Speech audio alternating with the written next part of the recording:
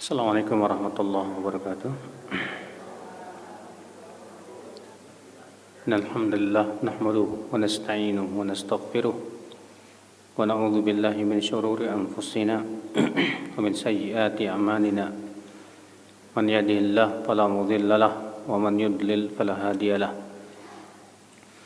Wa asyhadu an la ilaha illallah wahdahu la syarika lahu wa asyhadu anna Muhammadan 'abduhu wa rasuluh.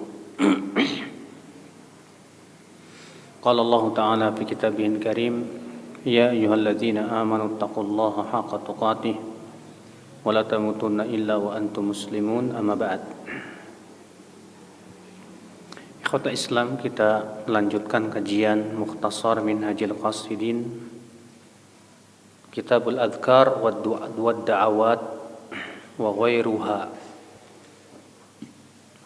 Kitab yang berhubungan dengan zikir, doa, dan yang lainnya. Artinya bagaimana adab-adabnya. Karena buku ini ya sebetulnya spesial tentang adab. Beliau berkata, "I'lam annahu laisa ba'da tilawatil Qur'an ibadatun tuaddi bil lisan afdal min dzikrillah." Ketahuilah bahwa tidak ada setelah membaca Al-Quran ibadah yang dilaksanakan oleh lisan yang lebih utama dari zikir kepada Allah Subhanahu wa taala. Perkataan beliau ini memberikan kepada kita makna bahwa zikir yang paling utama adalah yaitu membaca Al-Quran. Kemudian ya, setelah itu zikir-zikir yang lainnya, seperti membaca subhanallah, alhamdulillah, la ilaha illallah, Allahu akbar, dan yang lainnya. Wa raf'ul hawaij bil adiyatil khalisah ilaihi ta'ala. Demikian pula meminta kepada Allah kebutuhan dengan berdoa yang benar-benar murni kepada Allah. Maksudnya bahwa tingkatan zikir itu ada dua macam. Ada zikir yang memang murni, itu adalah merupakan zikir yang disebut oleh para ulama dengan istilah ya doa ibadah. Ada lagi yang isinya minta kepada Allah, yang disebut dengan istilah doa masalah, ya doa meminta. Dan doa ibadah lebih utama daripada doa masalah. Iya. Walaupun tentunya kalau kita gabungkan kedua-duanya, tentu itu lebih baik lagi. Sebagaimana kita lihat ya bagaimana doa-doa Nabi Shallallahu Alaihi Wasallam. Ya, beliau menggabungkan antara doa ibadah dengan doa masalah.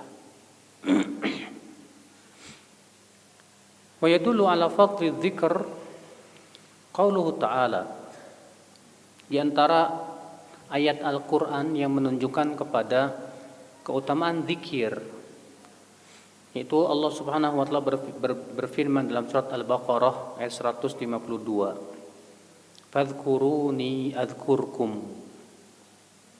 Berzikirlah kepadaku, niscaya aku akan mengingat kamu. Di sini Allah mengatakan bahwa Allah mengingat hamba-hambanya yang mengingat Allah. Berarti itu menunjukkan bahwa orang yang tidak ingat kepada Allah, Allah tidak akan ingat kepada dia. Dan tentunya kalau Allah ingat kepada kita, ya akhi, Allah pasti akan berikan kepada kita berbagai macam inayahnya, taufiknya.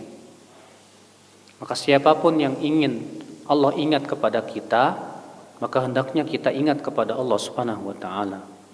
Dalam hadis yang lain Rasulullah sabda, "Man dzakarani fi nafsihi, dzakartu fi nafsi."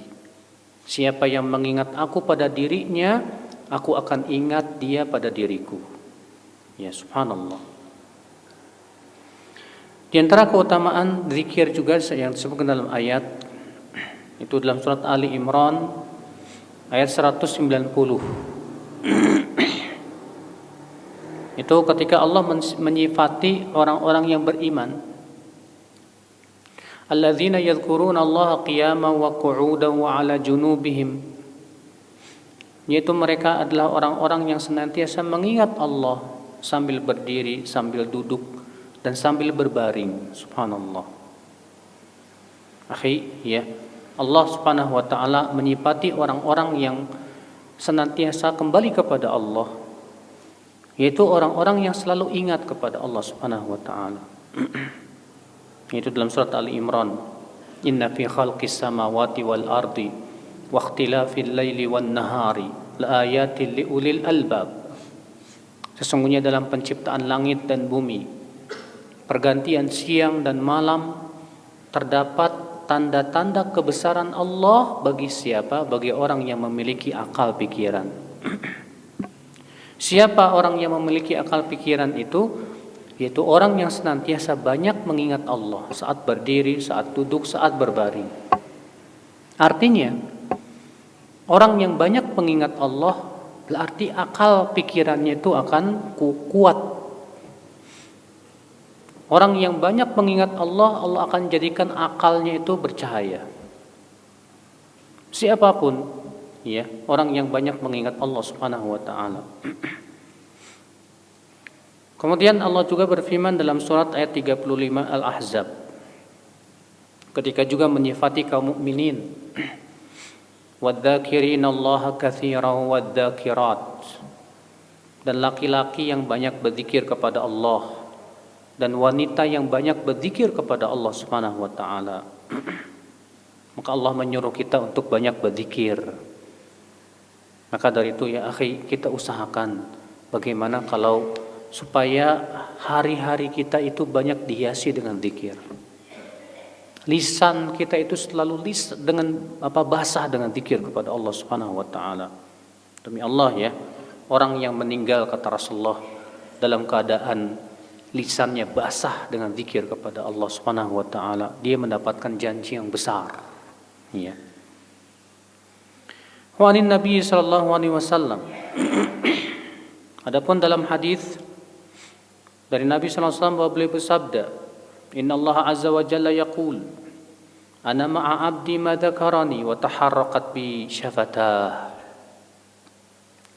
Allah berfirman, aku bersama hambaku selama ia mengingat aku, selama bibirnya bergerak untuk berzikir kepadaku. Ini menunjukkan akhi, selama kita mengingat Allah, selama itu Allah akan bersama kita terus, dengan inayahnya, dengan taufiknya. Tapi kalau kita sudah tidak mengingat Allah, maka saat itu Allah pun berpaling dari kita, dan setan pun yang akan menjadi teman kita. Sebagaimana Allah berfirman, wa may ya'shu an dzikrir rahman nuqayyid lahu syaitanan fahuwa lahu qarin. Siapa yang berpaling dari berzikir kepada Ar-Rahman, kami akan jadikan setan sebagai teman dia yang mengikuti dia. Subhanallah ya akhal Islam. Fi afradi Muslim, dan disebutkan dalam riwayat Muslim, dalam Sahih Muslim, wa Nabi sallallahu alaihi wasallam bersabda, la yaq'udu qaumun yadhkuruna Allah illa hafathumul malaikah wa ghashiyatuhumur rahmah wa nazalat alaihimus sakinah wa dzakarahumullahu fi man 'indah. Tidaklah suatu kaum duduk untuk berzikir kepada Allah kecuali malaikat akan mengelilingi mereka, rahmat akan melingkupi mereka, ketenangan yaitu sakinah akan turun kepada mereka, dan Allah pun akan menyebut mereka di hadapan malaikat yang ada di sisinya. Subhanallah. Ini ya akhi, ya, keutamaan yang luar biasa. Wa an Abi Hurairah radhiyallahu anhu, ani Nabi sallallahu alaihi wasallam, dan dari Abu Hurairah, semoga Allah meridainya, dari Nabi sallallahu alaihi wasallam bersabda, ma jalasa qaumun majlisan fatafarraqu ala ghairi dzikrillahi azza wa jal illa tafarraqu an mithli jifatil himar wa kana dhalikal majlis alaihim hasrah yaumal qiyamah. Ya Rasulullah SAW sabda, tidaklah suatu kaum duduk lalu setelah itu mereka berpisah tidak di atas zikir kepada Allah, kecuali mereka berpisah dalam keadaan lebih buruk daripada atau mereka berpisah dalam keadaan seperti bangkai keledai. Dan majelis mereka tadi yang mereka berkumpul itu menjadi penyesalan nanti pada hari kiamat. Artinya apa? Kalau kita duduk nih sama teman-teman, sama kawan-kawan, duduk ngobrol kayak apa kayak, tapi ternyata majelis kita kosong dari zikir kepada Allah. Ya, tidak ada ucapan subhanallah, tidak pula ucapan Allahu Akbar, tidak ada pula di dalamnya ya pembicaraan tentang Allah, tentang agamanya, kosong dari zikir kepada Allah. Kemudian ketika mereka berpisah pun juga nggak baca doa kafarat majelis. Maka kata Rasulullah SAW, orang-orang seperti ini di majelis seperti ini pas mereka berpencar itu dalam keadaan seperti bangkai keledai. Bahkan majelisnya mereka itu menjadi penyesalan nanti pada hari kiamat. Masya Allah. Hadis ini sahih Abu Daud dan yang lainnya ya. Maka usahakan ya, dalam majelis apapun kita ngobrol, baik ngobrol masalah dunia kayak apalagi masalah agama, Masya Allah. Itu kebaikan. Kita ngobrol tentang dunia misalnya, jangan lupa untuk diselingi dengan zikir kepada Allah. Jangan lupa untuk mewarnai majelis kita dengan zikir kepada Allah Subhanahu wa taala. Ya. Fi haditsin akhar, dan disebutkan dalam hadis yang lain. La yajlisu qaumun majlisan la yadhkuruna Allah azza wa jalla wa la yusalluna 'ala an-nabi sallallahu alaihi wasallam illa kana 'alaihim hasrah yaumal qiyamah. Tidaklah suatu kaum duduk di suatu majelis yang mereka tidak mengingat Allah di majelis itu, tidak pula bersalawat kepada Rasulullah SAW, kecuali akan menjadi penyesalan kepada mereka pada hari kiamat.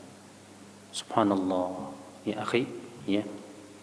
Betapa banyak majelis obrolan kita yang kosong dari zikir, Pak. Betapa banyak majelis obrolan kita yang kosong dari salawat kepada Rasulullah SAW. Dan itu sering kita lakukan itu, Masya Allah. Bahkan terkadang di WhatsApp aja obrolan kita itu banyak bercanda, nggak ada zikir kepada Allah, nggak ada bersalawat kepada Rasulullah SAW. Makanya akhi, kalau kita punya grup isinya cuma kayak gitu, berarti itu grup sama dengan grup bangkai keledai. Maka majelis kita di situ akan menjadi penyesalan nanti pada hari kiamat. Makanya kita usahakan, akhi, usahakan semaksimal mungkin. Ya, obrolan apapun, duduk dimanapun kita bermajlis dengan teman-teman atau di grup, selalu warnai, selingi dengan zikir kepada Allah Subhanahu wa taala. Iya. Wa amma fadilatu du'a, adapun keutamaan doa. Faqad rawa Abu Hurairah radhiyallahu an 'an Nabi sallallahu alaihi wasallam annahu qala laisa syai'un akram 'ala Allah azza wa jalla min ad-du'a. Tidak ada sesuatu yang paling mulia di sisi Allah dari berdoa. Arti doa itu sesuatu yang sangat mulia di sisi Allah, Pak. Makanya kita ini banyak memperbanyak doa. Wallahi Allah itu semakin cinta kepada hamba yang banyak berdoa kepada Allah Subhanahu wa taala. Beda dengan kita semakin banyak diminta, kita semakin sebel. Tapi Allah Subhanahu wa taala semakin banyak diminta, Allah semakin cinta kepada hamba itu. Kenapa? Karena si hamba ini yakin bahwa Tuhannya Maha Kaya. Kenapa si hamba ini terus minta? Karena si hamba ini sadar bahwa dirinya fakir dan butuh kepada karunia Allah. Makanya Allah cinta kepada hamba yang banyak berdoa, terus berdoa kepada Allah Subhanahu wa taala. Ya. Dalam hadis yang lain, asyraful ibadah ad-du'a. Ibadah yang paling mulia adalah doa. Ya. Ternyata Rasulullah mengatakan ibadah yang paling mulia itu apa? Doa. Dan ini mencakup doa masalah maupun doa ibadah, ya. Maka ini menunjukkan, akhi, jangan kita ada kehidupan kita ataupun waktu kita yang kosong dari doa. Makanya subhanallah ya Pak ya. Kita ini diajarkan oleh Rasulullah SAW dari semenjak bangun tidur sampai tidur lagi itu banyak doa. Bangun tidur kita ucapkan apa? Alhamdulillahilladzi ahyana ba'dama amatana wa ilaihin nusyur. La ilaha illallah wahdahu la syarikalah lahul mulku wa lahul hamdu wa huwa ala kulli syai'in qadir. Subhanallah alhamdulillah la ilaha illallah Allahu akbar la haula wa la quwata illa billah. Kemudian kita ucapkan Allahumma ighfirli, ya Allah ampuni dosaku. Segera kita pergi berwudu. Setelah wudu ada doanya. Kita sholat, di dalam sholat kita dianjurkan banyak berdoa terutama waktu sujud. Di waktu habis sholat subuh dianjurkan untuk zikir pagi dan petang, isinya juga zikir dan doa. Kita mau pergi misalnya ke tempat kerja, diajarkan oleh Rasulullah SAW zikir dan doa masuk kendaraan, naik kendaraan. Dianjurkan oleh Rasulullah ketika di kendaraan banyak mengingat Allah. Memang demikian ya. Allah ingin si hamba itu banyak mengingat Allah supaya Allah banyak mengingat dia. Sebab kalau Allah banyak mengingat dia, Allah ingat kepada si hamba, Allah pasti akan berikan kepada dia perlindungannya ya. Wa fi hadis dan hadis yang lain, man la yas'alillah yaghdab alaih. Siapa yang jarang minta kepada Allah, Allah murka kepada dia. Orang yang jarang minta kepada Allah, Allah murka kepada dia. Kenapa? Karena seakan si hamba ini enggak butuh sama Allah. Padahal kita ini butuh banget Pak pada karunia Allah Subhanahu wa taala.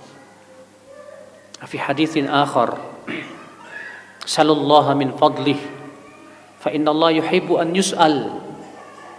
Mintalah kepada Allah karunia-Nya karena Allah suka untuk diminta.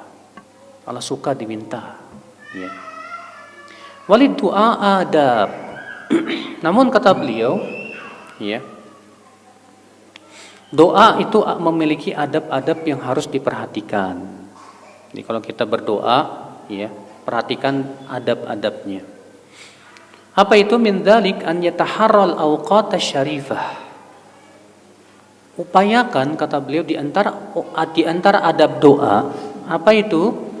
Kita berusaha untuk mencari waktu yang mulia. Ya, contoh waktu mulia apa? Kayak yaumi Arafah, seperti hari Arafah, bulan Ramadan, hari Jumat, ya, akhir malam. Nah, ini waktu-waktu yang mulia nih, waktu-waktu yang mustajab. Upayakan kita cari waktu yang mustajab untuk berdoa, Pak. Dan alhamdulillah banyak, Pak. Waktu yang mustajab yang disebutkan dalam hadis ini seperti waktu-waktu yang mulia, ya, hari Arafah, bulan Ramadan, yang setiap hari banyak banget. Yang setiap hari contohnya di akhir malam, di sepertiga malam terakhir, ya, itu merupakan waktu yang mustajab antara adzan dan qomat. Karena Rasulullah SAW mengatakan ad-du'a bainal adzan wal iqamah la yurad. Doa antara adzan dan iqamah itu tidak akan ditolak, kata Rasulullah. Di antaranya apalagi saat sujud. Rasulullah SAW sabda, ya, fa ammas sujud, adapun sujud fa aktsiru fihi du'a. Perbanyaklah berdoa saat sujud. Faqaminun an yustajaba lakum, maka itu lebih dekat untuk diijabah oleh Allah. Jadi pas kita sujud itu banyakin deh. Dan tidak dikhususkan sujud terakhir aja, Pak, seperti yang dilakukan oleh banyak orang. Karena tidak ada satupun dalil yang menyebutkan bahwa yang mustajab itu hanya sujud terakhir. Rasulullah mengatakan sujud secara mutlak. Berarti setiap sujud kita dianjurkan untuk banyak berdoa pada Allah Subhanahu wa taala. Iya. Contoh lagi apa? Hah? Apa? Saat hujan, ini sekarang lagi musim hujan. Berarti ini Allah kasih kepada kita banyak kesempatan untuk banyak berdoa, Pak. Alhamdulillah hujan lagi. Ya. Berarti saat hujan kita minta kepada Allah, berdoa kepada Allah. Itu waktu mustajab, Masya Allah. Kapan lagi?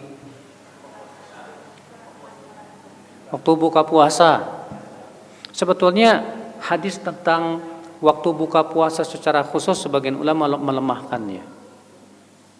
Tapi yang sahih itu saat kita berpuasa. Ya. Dakwatus shaim kata Rasulullah, doanya orang yang sedang berpuasa tidak akan ditolak oleh Allah. Kapan lagi? Saat kita safar.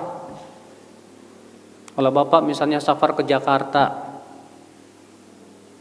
maka saat safar itu sangat dianjurkan untuk banyak-banyak meminta kepada Allah. Karena doa musafir itu mustajab. Ya. Kapan lagi?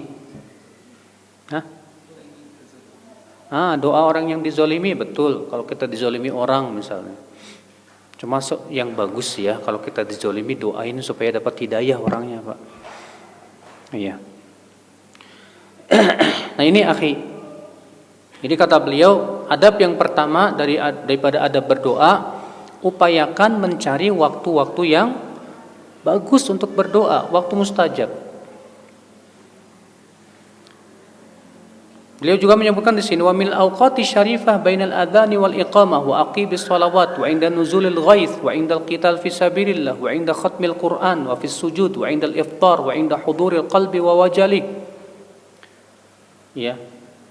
Di antara waktu-waktu yang bagus untuk berdoa, di antaranya antara adzan dan qomat, setelah sholat 5 waktu juga.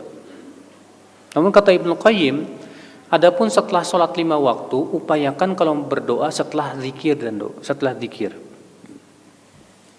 Jadi yang bagus itu habis sholat 5 waktu itu banyak zikir dulu, Pak.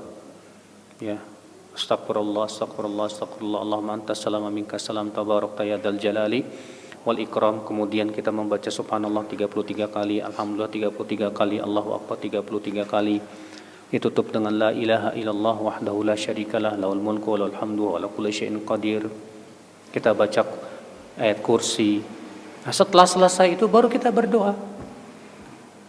Dan Imam Asy-Syatibi di dalam kitab Al-I'tisam menyebutkan bahwa tidak ada riwayat bahwa para sahabat Rasulullah SAW dahulu membiasakan mengangkat tangan setelah berdoa, setelah sholat 5 waktu. Berarti itu menunjukkan ya doa setelah sholat 5 waktu itu tidak perlu mengangkat tangan. Ya. Namun yang paling bagus juga yaitu ketika sujud, sebagaimana kita sudah sebutkan tadi. Wa 'alal haqiqah fa inna syarafal awqat yarji'u ila syarafil halat. Fa inna waqtas sahar waqtu safa'il qalbi wa faraghihi wa halatus sujud halatul dhul. Pada hakikatnya kata beliau, kemuliaan waktu itu melihat kepada kemuliaan keadaan. Contoh misalnya, kenapa sih di akhir malam itu waktu mustajab? Karena biasanya di waktu akhir malam itu hati kita lagi bersih-bersihnya, Pak. Hati kita tidak dicampuri dengan pikiran apapun juga. Kenapa sih ketika sujud itu waktu mustajab? Karena itu di saat itu kita sedang menghinakan diri kita kepada Allah Subhanahu wa taala. Berarti itu menunjukkan di waktu-waktu yang hati kita sedang bersih, ya, hati kita hadir, maka itu juga sangat dianjurkan banyak minta kepada Allah Subhanahu wa taala. Iya. Wa min adabi du'a. Kemudian di antara adab doa apalagi kata beliau, an yad'u mustaqbilal qiblah. Hendaknya berdoa menghadap ke kiblat. Tapi ini enggak wajib ya. Jadi memang adabnya begitu, sunnahnya kalau kita berdoa itu menghadap kemana? Ke kiblat. Adapun perkataan sebagian orang bahwa kiblat doa itu langit, sehingga sebagian orang ada yang berdoa sambil ngelihat ke langit, ya Allah gitu. Maka yang seperti ini kata para ulama tidak benar. Ya. Justru yang kiblatnya doa itu adalah apa? Ka'bah. Sama dengan kiblat salat, tidak ada bedanya. Ya. Wa yarfa'u yadayhi. Kemudian adab selanjutnya apa? Mengangkat 2 tangan. Dan mengangkat 2 tangan ini termasuk sebab dijabahnya doa, Pak. Dan mengangkat dua tangan ini ada beberapa cara. Cara yang pertama yaitu mengangkat dua tangan tinggi-tinggi begini. Ya. Cara yang kedua mengangkat dua tangan sejajar dengan bahu begini. Apakah ditempelkan telapak tangannya atau tidak? Ada riwayat menempelkan tapi dhaif. Namun Syekh Utsaimin mengatakan walaupun dhaif tapi maknanya benar, kata Syekh Utsaimin. Karena orang yang meminta itu biasanya adabnya begini. Ya. Kata beliau begitu. Cara yang ketiga yaitu sejajar dengan wajah begini, Pak. Ya, sejajar dengan wajah. Kemudian ada lagi yang khusus doa ketika istisqa begini, Pak. Kalau istisqa itu begini caranya. Nah, ini khusus istisqa aja. Iya. Nah, itu diantara yang disebutkan oleh Al-Hafidz Ibnu Rajab dalam kitab beliau Jami' Ulum wal Hikam tentang tata cara mengangkat dua tangan dalam berdoa. Tsumma yamsahu bihima wajhah, kemudian mengusap wajah setelah doa, tapi hadisnya dhaif. Yang rajih bahwa itu tidak disyariatkan. Ya, mengusap wajah setelah berdoa itu yang rajih tidak disyariatkan. Kenapa? Karena hadisnya tidak sahih. Ya. Wa an yakhfidha sautahu halad du'a. Di antara adab berdoa juga yaitu suara kita lirih, jangan kencang-kencang. Apalagi sampai berteriak-teriak, ya Allah, ampuni dosa saya ya Allah. Emangnya Allah torek apa? Ya. Makanya ketika Rasulullah dalam perjalanan, Pak, bersama para sahabat, kemudian melewati tempat yang menanjak, maka para sahabat bertakbir dengan keras, Allahu Akbar. Kemudian turun, Subhanallah, keras. Maka Rasulullah bersabda, irba'u al anfusikum, sayangi diri kalian itu. Fa innakum la tad'una asamman wala ghaiba. Kalian itu tidak menyeru Allah yang tuli dan gaib, tidak. Maksudnya jauh, tidak. Wa innama tad'una sami'an qariba, yang kalian seru itu mendengar dan dekat. Ya. Jadi jangan kita berzikir kepada Allah itu dengan berdoa kepada Allah dengan suara yang keras. Makanya adab berdoa itu dengan suara yang lirih. Demikian pula zikir. Kecuali yang ditunjukkan oleh dalil dianjurkan untuk keras. Iya. Wa min adabihi. Di antara adab berdoa apalagi? An yabda'a bi dzikrillahi azza wa jalla. Mulailah doa itu dengan memuji Allah. Ya, mulailah doa itu dengan apa? Memuji-muji Allah dulu, Pak. Puji Allah dulu. Dengan Asmaul Husna misalnya, ya Arhamar Rahimin. Tsumma yusalli 'alan Nabi SAW, kemudian bersalawat. Jangan lupa itu. Karena disebutkan dalam riwayat Tirmidzi, Pak, Rasulullah SAW mendengar seorang laki-laki yang sedang berdoa dalam sholat. Lalu ternyata dia tidak memuji Allah, tidak bersalawat kepada Rasulullah. Lalu Rasulullah SAW bersabda, ajilah hadza, ini orang tergesa-gesa ini. Lalu Rasulullah memanggil dia. Lalu Rasulullah mengingatkan, kalau kamu berdoa, kata Rasulullah, maka pujilah Allah. Tsumma shalli alaihi, kemudian salawatlah kepada aku. Ya. Bahkan dalam satu riwayat yang lain, Pak, doa yang tidak diucapkan salawat itu tergantung-gantung antara langit dan bumi. Tidak akan naik kepada Allah sampai diucapkan salawat. Sehingga atas dasar ini sebagian ulama ada yang mengatakan bahwa mengucapkan salawat itu adalah merupakan rukun salat, sebagian ulama begitu. Rukun doa, maaf. Upayakan ya, supaya dalam doa kita memuji Allah dan bersalawat untuk Rasulullah sallallahu alaihi wasallam. Wa min adabihi wa huwal adabul batin wa huwal aslu fil ijabah at-taubah wa raddul madzalim. Dan di antara adab doa ya, itu kita benar-benar taubat sama Allah. dan juga mengembalikan ya kezaliman-kezaliman yang pernah kita lakukan kepada orang lain. Ya. Kemudian kata beliau, faslun fil awradi wa fadliha wa tawzi'ul ibadati ala maqadiril awqat. Fasal tentang wirid dan keutamaannya. Wirid itu apa sih wirid? Wirid itu artinya ibadah yang kita biasakan, Pak. Ya, zikir-zikir yang kita biasakan gitu. Dan pembagian ibadah sesuai dengan waktunya. Nah, beliau di sini akan berbicara ya tentang wirid dan pembagian ibadah sesuai waktu.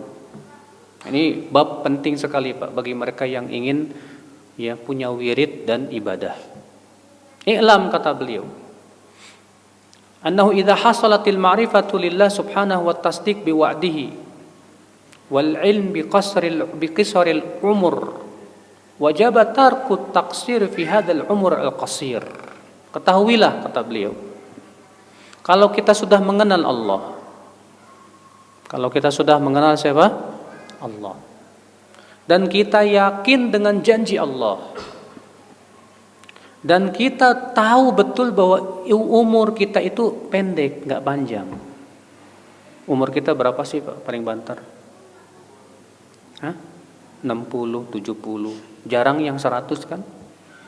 100 tahun tuh pendek, Pak, nggak panjang. Ya, bayangkan satu harinya di sisi Allah itu sama dengan 1000 tahun. Wa inna yauman inda rabbika ka alfi sanatin mimma ta'uddun. Satu hari di sisi Allah sama dengan 1000 tahun yang kamu hitung. Berarti satu hari itu berapa jam sih? 12 jam. Satu hari itu 12 jam. Kalau sehari semalam berapa? 24 jam. Ternyata 12 jamnya di sisi Allah itu sama dengan 1000 tahunnya kita, Pak. Berarti kalau kita umurnya 70 tahun, berapa jam di sisi Allah? Nggak sampai 1 jam. Pendek banget kan? Pendek banget umur kita ini, Pak. Iya. Maka sadari, kita hidup di dunia nggak mungkin selamanya, Pak. Kita hidup di dunia ini nggak mungkin lama, nggak mungkin. Kullu nafsin dha'iqatul maut, setiap jiwa pasti merasakan apa? Kematian. Nanti kalau kita sudah sadar nih, pertama kata beliau, kita sudah kenal Allah, sudah. Kita yakin akan janji Allah, yakin, oke. Kita yakin bahwa umur kita sedikit di dunia ini, yakin. Berarti apa yang harus kita lakukan? Kata beliau, wajib tarku taksir. Maka wajib kita jangan meremehkan soal amalan soleh. Jangan kita ya bermalas-malasan dalam beramal soleh kalau begitu, Pak. Karena perjalanan akhirat itu panjang ini, bekal kita sedikit. Sementara bekal kita menuju surga itu apa coba? Amal, ibadah. Makanya ya akhi, seorang mukmin itu yang selalu ia pikirkan amal, bagaimana saya bisa beramal. Kalau malaikat saja, Pak, di langit memperbincangkan tentang amalan-amalan yang bisa menggugurkan dosa dan mengangkat derajat. Itu malaikat loh, Pak. Juga dalam Imam Ahmad, Rasulullah SAW ya bermimpi. Kata Rasulullah, ra'aitu rabbi fi ahsani surah. Tadi malam aku bertemu dengan Allah dalam bentuk yang sangat indah sekali. Faqala li, lalu Allah berfirman kepadaku, ya Muhammad, atadri fima yaqtasimu fihi al-mala'ul a'la. Tahukah kamu, hai Muhammad, tentang apa para malaikat berbincang-bincang di langit sana? Rasulullah bersabda, la adri, saya tidak tahu ya Allah. Wadu'a kaffahu baina mankibai, kata Rasulullah, maka Allah pun meletakkan tangannya di antara dua pundakku. Hatta wajadtu burdahu baina sadiyai, sehingga aku merasakan dinginnya di antara dua dadaku. Fa'alimtu ma fis sama'i wal ard, maka saat itu aku bisa lihat, mengetahui apa yang terjadi di langit dan di bumi. Faqala li, lalu Allah berfirman, atadri fima yaqtasimu fihi al-mala'ul a'la. Tahukah kamu apa yang sedang diperbincangkan oleh malaikat yang ada di langit? Kata Rasulullah, adri, aku tahu ya Allah. Apa itu? Fil kafarati wad darajat. Tentang amal yang bisa menggugurkan dosa dan amal yang bisa mengangkat derajat. Ternyata Pak, perbincangannya malaikat itu tentang amal. Maka kita pun juga, kita sebagai seorang muslim yang yakin ada surga, ada neraka, yang yakin ada kehidupan akhirat, bahwa kita ini akan kembali kepada Allah, maka harusnya yang kita selalu pikirkan adalah bagaimana saya bisa beramal, bagaimana saya bisa menjaga sholat saya, bagaimana saya bisa khusyuk dalam sholat saya, bagaimana saya bisa puasa sunnah, bagaimana caranya supaya lisan saya banyak berzikir kepada Allah Subhanahu wa taala. Itu yang dia pikirkan. Bahkan dia berpikir bagaimana segala aktivitas pun juga bernilai pahala. Gimana caranya ya supaya tidur saya berpahala, makan saya berpahala, olahraga saya berpahala, saya bergaul dengan teman-teman juga berpahala. Nah, ini penting sekali, akhi azani Allah, karena hidup kita ini di dunia sebentar. Kalau ternyata aktivitas kita enggak bernilai pahala, rugi sekali. Rugi sekali. Ya, coba bayangkan, antum misalnya umur 60 tahun. Umur 60 tahun itu hampir setengah dari umur kita buat tidur loh, Pak. Ya tidak? Hampir setengah dari umur kita itu buat tidur. Sebagian lagi buat cari dunia. Buat ibadahnya kapan gitu loh. Sedikit sekali. Sudah begitu kita juga nggak tahu yang diterima dari ibadah kita berapa, kita nggak paham. Maka kita berpikir, lantas apa perbekalan kita menuju kehidupan akhirat, Pak? Akhir Islam, ini setiap kita harus berusaha merenung itu, Pak. Karena ini kita hidup di dunia sementara, akhi. Ya. Wan nafsu ma tawaqafat ala fannin wahidin hasala laha malal. Dan jiwa ketika dia hanya ya beribadah satu jenis beribadah saja, biasanya suka cepat bosan. Antum misalnya ya cuma baca Quran aja lama-lama bosan. Banyak ikhwah nanya ke saya, Ustadz, dulu saya bisa 1 hari 2 juz, Ustadz. Sekarang boro-boro, Ustadz, selembar aja nggak bisa. Dulu saya kalau baca Quran tuh sampai nangis, Ustadz. Sekarang boro-boro saya udah nggak bisa menangis, gimana, Ustadz? Memang demikian, Pak. Yang namanya amal itu begitu sifatnya. Kata Rasulullah, likulli amalin syirrah wa likulli syirratin fatrah. Setiap amal itu ada masa-masa semangat tuh. Dan setiap masa-masa semangat ada masa-masa apa? Turun. Ya. Nah, Rasulullah memberikan cara gimana nih supaya kita saat masa turunnya ini enggak binasa ini. Kata Rasulullah, faman kanat fatratuhu ila sunnah faqad ihtada. Siapa yang masa turunnya kepada sunnah lagi, ia dapat hidayah. Waman kanat fatratuhu ila ghairi dzalika faqad halak. Dan siapa masa futurnya bukan kepada sunnah, maka ia binasa, kata Rasulullah. Contoh misalnya, ada orang lagi semangatnya baca Quran, masya Allah. Lama-lama lemah. Saat lemah baca Quran, kita lihat dia pindah kemana nih? Kalau dia pas lemah baca Quran, ternyata dia sedang masya Allah pindah ke ibadah yang lain yang dia semangat di situ, Pak. Membaca kitab-kitab ulama, masya Allah. Alhamdulillah, berarti dia sudah mendapatkan hidayah. Tapi kalau kita futur dari baca Quran pindahnya ke baca koran, walah, nanti kita binasa sudah. Jangan sampai kita seperti itu. Maka kata beliau di sini, beliau mengingatkan, faminat talattuf naqluha min fannin ila fannin. Maka supaya jiwa kita ini tidak mudah bosan, coba kita berpindah dari satu ibadah ke ibadah yang lain. Iya. Waqad qala Allah Ta'ala berfirman, wadhkurisma rabbika bukratan wa asila wa minal laili fasjud lahu wasabbihu lailan tawila. Dan ingatlah nama Allah di waktu pagi dan petang, dan di waktu malam sujudlah, dan bertasbihlah di malam yang panjang. Di sini Allah Subhanahu wa taala, Bapak sekalian, ya menyebutkan hendaknya kita beribadah sesuai dengan waktunya yang utama. Di waktu pagi dan petang, berarti yang paling utama apa? Baca Quran apa bukan? Bukan. Di waktu pagi dan petang kita sibuk dengan zikir pagi dan sore. Iya. Kalau antum habis sholat subuh, mana yang lebih utama Ustadz? Habis sholat subuh saya zikir pagi dan petang atau saya baca Quran? Kita katakan pada asalnya memang baca Quran lebih utama daripada semua zikir. Tapi ketika bertepatan dengan waktu pagi dan petang, maka yang lebih utama pada waktu itu kita sibuk dengan membaca zikir pagi dan petang. Iya. Kalau kita ketika azan sedang berkumandang, mana yang lebih utama? Menjawab azan apa baca Quran? Menjawab azan. Iya. Fahadha wa nahwu mimma dzukira minal ayati fi dzalika yadullu ala anna at-tariq ila Allah muraqabatul awqati wa imaratuha bil awradi 'ala ad-dawam. Ayat ini dan yang semisalnya kata beliau menunjukkan bagaimana cara kita berjalan menuju Allah. Dengan cara apa? Yaitu kita beribadah sesuai dengan waktu-waktunya yang utama. Ya. Dan kemudian kita memakmurkan waktu tersebut dengan ibadah yang kita lakukan secara terus-menerus.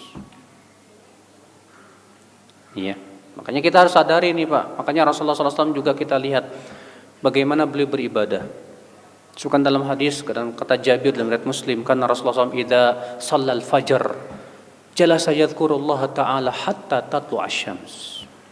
Terus kebiasaan Rasulullah kata Jabir, kalau habis salat subuh itu beliau duduk berzikir kepada Allah sampai matahari terbit. Demikian pula disebutkan dalam hadis Rasulullah bersabda, aku duduk bersama orang yang berzikir kepada Allah setelah salat asar sampai terbenam matahari. Itu lebih aku sukai daripada ini dan itu. Subhanallah ya akhal Islam, azan ya Allah ya. Wa qala Allah Ta'ala, Allah juga berfirman dalam surat Al-Furqan ayat 62. Wa huwa alladzi ja'ala al-laila wan-nahara khilfah liman arada an yadzakkara aw arada syukura. Dialah Allah yang telah menjadikan malam dan siang itu silih berganti. Dan ini buat siapa kata Allah? Bagi orang yang ingin mau ingat atau mau bersyukur kepada Allah. Artinya pergantian siang dan malam ini Pak, bagi orang yang ingin bersyukur, perhatikanlah waktu-waktu ibadahmu itu. Kalau kita di waktu jam 2 malam yang paling utama ibadah apa? Tahajud. Masya Allah, alhamdulillah.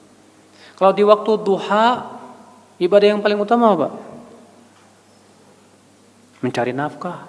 Di awal siang mencari nafkah itu waktu yang utama Pak.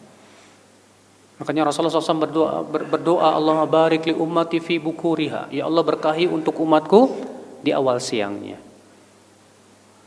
Ya, ada waktu-waktu di situ, masya Allah. Maka kenali Pak, setiap waktu itu ibadah apa yang paling bagus saat itu. Kenali itu. Ya. Bayan adat awradil lail wan nahar wa tartibuha. Tartibiha.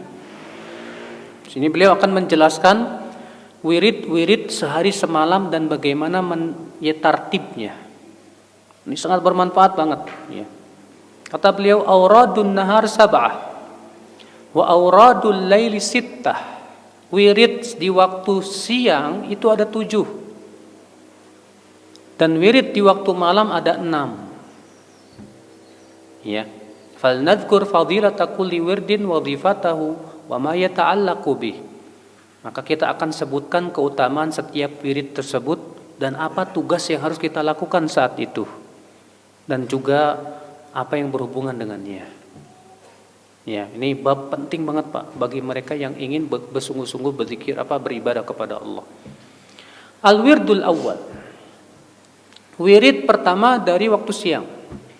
Nah, tadi beliau sudah sebutkan bahwa wirid siang itu berapa? 7. Wirid pertama dari waktu siang, ma baina tulu'il fajri tsani ila tulu'i syams. Itu dimulai dari terbit fajar sampai terbenam matahari. Dimulai dari kapan? Terbit fajar sampai apa? Terbenam matahari. Wa huwa waqtun syarif, dan ini waktu mulia kata beliau. Ya. Waqad aqsamallahu ta'ala bih, di mana Allah bersumpah dengan waktu subuh ini. Allah berfirman was-subhi idza tanaffas, demi waktu subuh apabila ia telah bernafas, maksudnya telah datang. Ya. Fayambaghi lil murid idzan tabaha minan naum an yadhkurallaha ta'ala fayaqul. Maka orang yang ingin melalui jalan Allah ketika ia bangun di waktu terbit fajar, ya, jangan lupa dulu untuk membaca zikir bangun tidur. Jadi ketika kita bangun, jangan lupa Pak, kita ucapkan alhamdulillahilladzi ahyana ba'dama amatana wa ilaihin nusyur. Dan zikir bangun tidur itu bukan cuma satu, banyak Pak. Di antara juga yang saya sebutkan tadi, la ilaha illallah wahdahu la syarikalah, lahul mulku wa lahul hamdu wa huwa ala kulli syai'in qadir. Subhanallah, alhamdulillah, la ilaha illallah, Allahu akbar, la haula wa la quwwata illa billah. Kalau dia mengucapkan setelah itu Allah maghfirli, Allah pasti ijabah, kata Rasulullah SAW. Iya. Juga Rasulullah SAW mengucapkan alhamdulillahilladzi a'ada ilayya ruhi wa adhina li bidzikrih. Segala puji bagi Allah yang telah mengembalikan ruh kepadaku dan mengizinkan aku untuk berzikir kepadanya. Iya. Wa fi afradi Muslim, dan sebutkan dalam riwayat Muslim dari hadis Ibnu Mas'ud,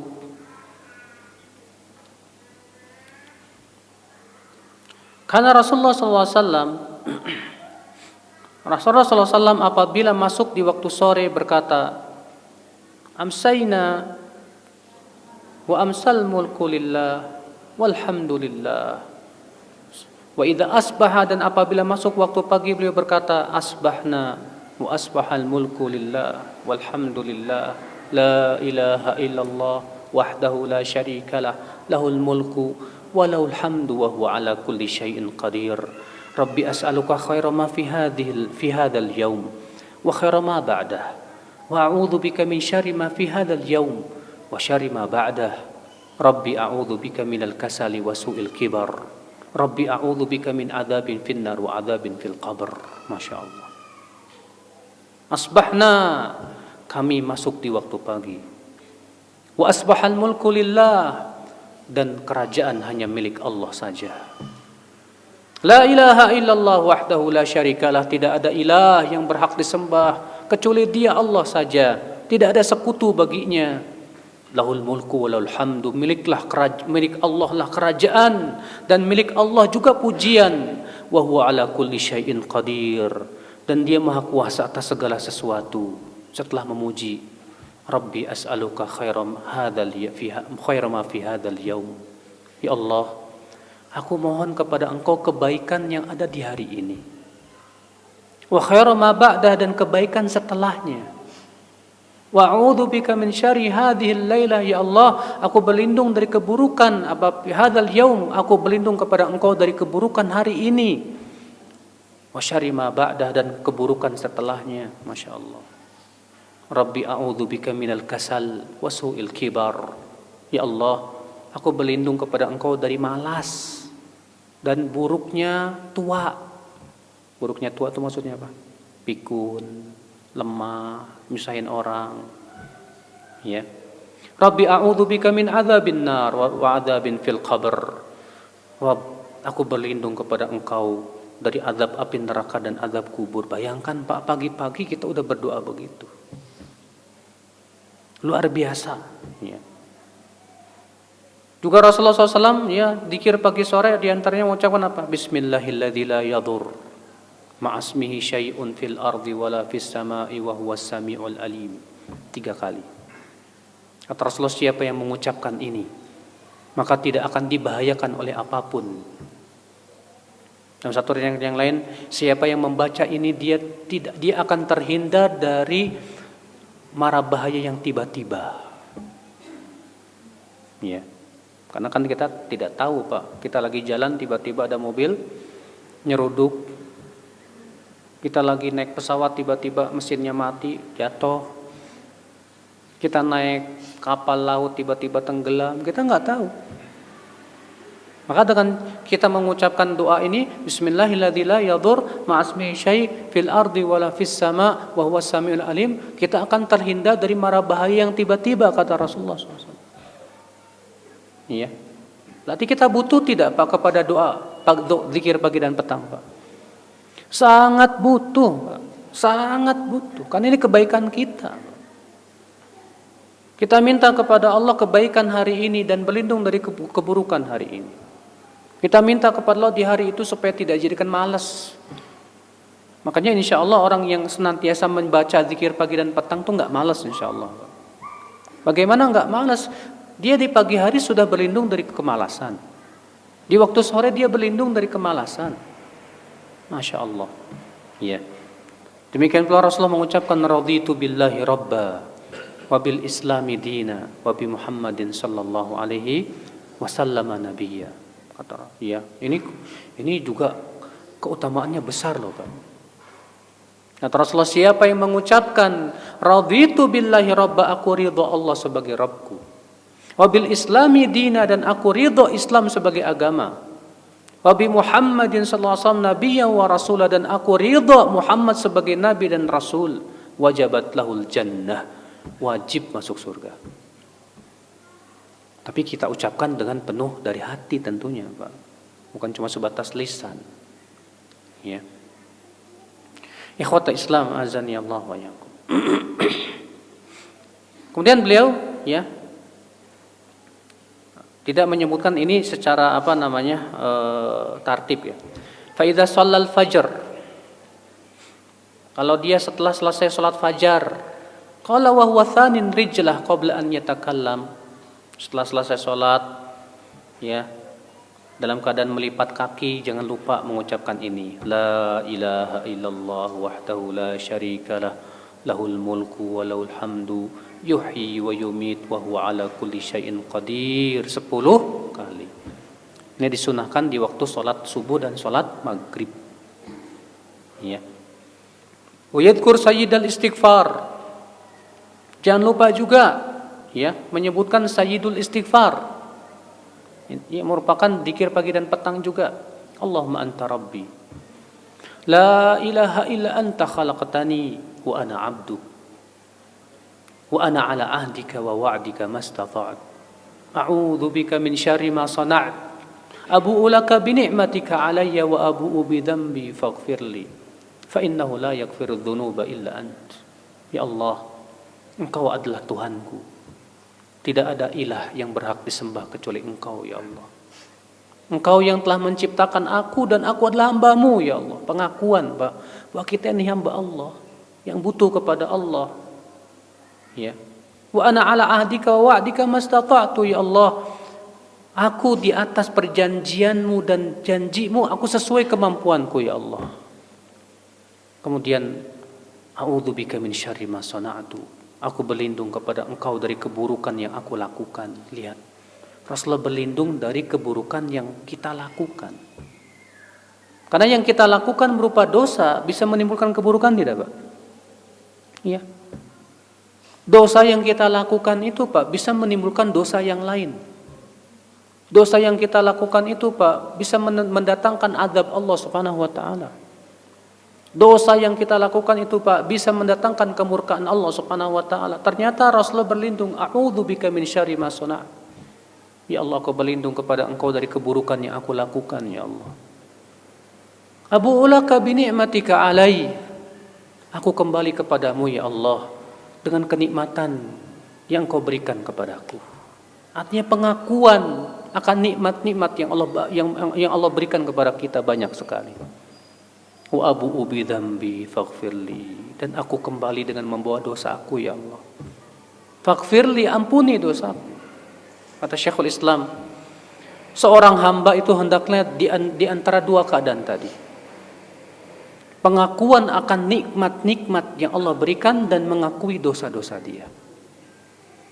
Maka siapa yang mengakui akan nikmat yang Allah berikan kepada dia bahwa itu nikmat Allah, lalu ia juga mengakui dosanya, dia pasti akan menjadi hamba yang sempurna Pak. Karena itulah poros ibadah Pak. Poros ibadah dan syukur itu adalah pengakuan nikmat dan pengakuan Dosa. Makanya ini disebut dengan sayyidul istighfar. Ya, sayyidnya istighfar, penting tuh. Demikian pula Rasulullah mengajarkan asbahna ala fitratil Islam wa ala kalimatil ikhlas wa ala din nabiyina Muhammadin sallallahu alaihi wasallam wa ala millati abina Ibrahim hanifan muslima wa ma kana minal musyrikin. Kami masuk di waktu pagi di atas fitrah Islam, di atas kalimat ikhlas, di atas agama Nabi kami Muhammad sallallahu alaihi wasallam, di atas millah ayah kami Ibrahim yang hanif dan muslim, dan tidaklah ia termasuk orang yang berbuat syirik. Subhanallah, kita di waktu pagi sudah menyatakan diri di atas tauhid, Masya Allah, di atas keikhlasan luar biasa. Ya. Wa yad'u, dan silakan ia berdoa juga, Allahumma aslih dini alladhi huwa ismatu amri wa aslih li dunyaya allati fiha ma'ashi wa aslih li akhirati allati fiha ma'adi waj'alil hayata ziyadatan li fi kulli khair waj'alil mauta rahatan li min kulli syarr.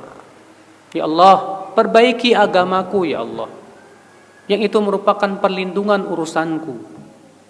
Perbaiki duniaku ya Allah, yang itu merupakan mata pencaharianku. Perbaiki untukku akhiratku ya Allah, yang itu merupakan tempat kembaliku. Jadikanlah ya Allah hidupku di dunia sebagai tambahan pada setiap kebaikan, dan jadikan kematian ya Allah ya sebagai istirahat dari segala keburukan. Subhanallah, doa yang agung sekali ya. Ya, kita minta kepada Allah diperbaiki agama kita, diperbaiki mata pencaharian kita, diperbaiki akhirat kita. Kita juga minta kepada Allah supaya kita hidup di dunia ini sebagai tambahan kebaikan, amal soleh, bukan pertambahan keburukan. Ya, luar biasa Pak, doa-doa Nabi itu Pak. Makanya kalau kita berdoa dengan doa-doa Nabi itu luar biasa isinya. Ya. Wa yad'u bi du'a Abi Darda, Abu Darda juga pernah berdoa begini, Allahumma anta rabbi la ilaha illa anta alaika tawakkaltu wa anta rabbul arsyil azim. Masya Allah kana wa man lam yasha' lam yakun wa la hawla wa la quwata illa billahil aliyyil azim. A'lam anna Allah ala kulli syai'in qadir wa anna Allah qad ahata bi kulli syai'in ilma.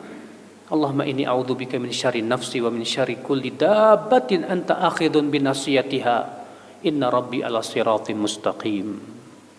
Ya Allah, Engkaulah Rabbku, tidak ada ilah yang berhak disembah kecuali Engkau ya Allah. Hanya kepadamu aku bertawakal. Engkau pemilik arasy yang besar. Apa yang Engkau kehendaki pasti terjadi, dan apa yang Engkau tidak kehendaki tidak akan terjadi. Tidak ada daya dan upaya kecuali dengan izin Engkau ya Allah. Aku yakin bahwa Engkau ya Allah Maha Kuasa atas segala sesuatu, dan bahwasanya ilmumu mencakup segala sesuatu. Ya Allah, aku berlindung kepada Engkau dari keburukan diriku, dan dari keburukan setiap binatang yang Engkau memegang ubun-ubunnya. Sesungguhnya Rabbku di atas jalan yang lurus. Tapi ini ya doa yang diucapkan oleh Abu Darda. Artinya doa-doa seperti ini Pak, ya tidak, kalau kita sekali-kali saja berdoa dengannya nggak masalah. Adapun meyakini itu sebagai sunnah Rasul, tentu tidak, karena butuh dalil. Ya.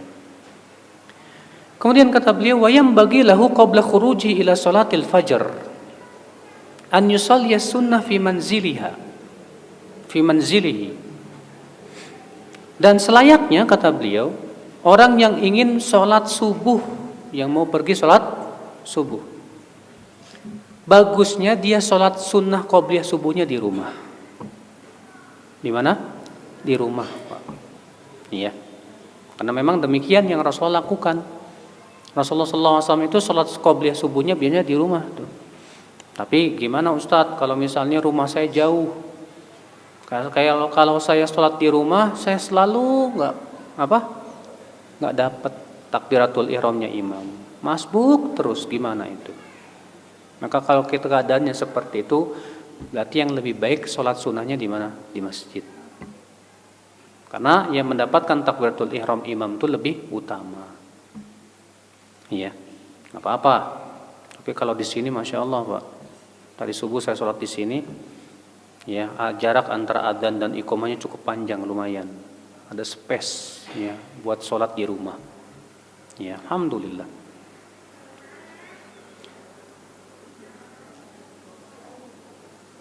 Fa idza dakhala al-masjid falyaqul, kalau dia sudah mau masuk masjid ucapkan juga.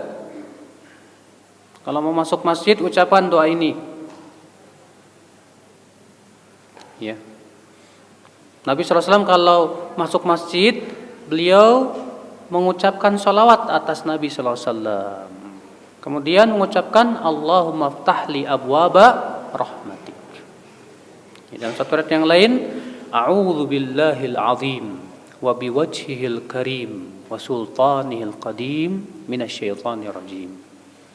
Kemudian mengucapkan Allahumma inni as'aluka Allahumma ftahli abwaba rahmatik.